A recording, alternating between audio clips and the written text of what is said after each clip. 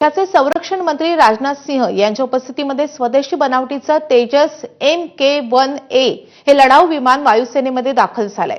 भारतीय वायुसेनेचे सामर्थ्य वाढवणारं, अचूक आणि भेदक मारा करणारं, आत्मनिर्भर भारतचा संदेश देणारं अत्याधुनिक तेजस विमान आज वायुसेनेमध्ये दाखल झालंय। या ऐतिहासिक क्षणाचे साक्षीदार होण्यासाठी संरक्षण मंत्री स्वतः नाशिकमध्ये दाखल झाले होते।